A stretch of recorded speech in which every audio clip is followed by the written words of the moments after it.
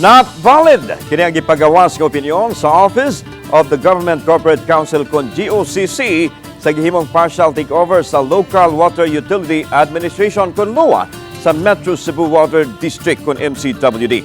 Sayra natong detalye nining report. Gipagawas sa Office of the Government Corporate Counsel kon OGCC nga opinyon ni adtong Mayo 9 ning tuiga base usab sa gipangayong katin-awan sa MCWD. Kini mahitungod sa gulagway nga instant partial takeover sa LWUA sa MCWD og pagtudlo og interim board of directors ni adtong buwan sa Marso. Kahinumduman dungan sa maong takeover gisuspenso sa LWUA sulod sa unom ka buwan ang chairman sa MCWD og mga board of directors apan wa kini ilha og mismo sa mga kawani sa local water utility. Gibarugan sa MCWD officials nga wa sila matagig due process sa LWUA nga mao'y gibasihan sa opinyon sa OGCC.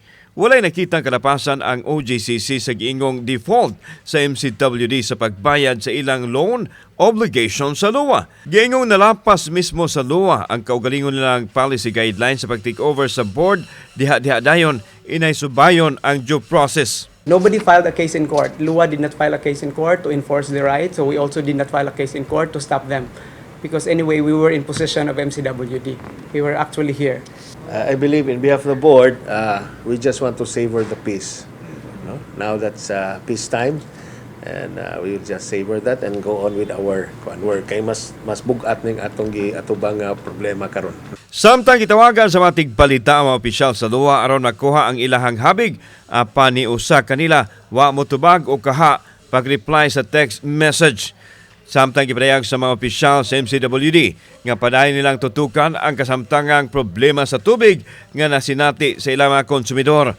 Kini ilabi na sa pagkakaroon, padayong nangahubas sa ilahang surface water source din 60,000 cubic meters ang ilahang water deficit matag adlaw.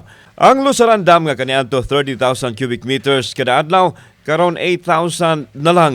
Ang Haklupan Dam nga kaniadto 30,000 cubic meters, karon 6,000 cubic meters na lang. We are heavily dependent on the rainfall yun, no? Especially sa mga surface water. No?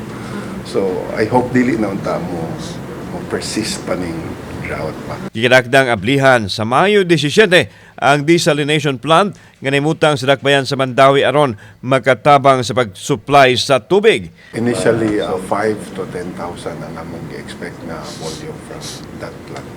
Asa man na i-distribute? Mandawi, particularly Mandawi. Sa Pigasbahin, malaw mo ng tagduma sa MCWD nga wa na problema ang ilang programa ubos sa pagdumala usab karon ni Acting Cebu City Mayor Raymond Alvin Garcia.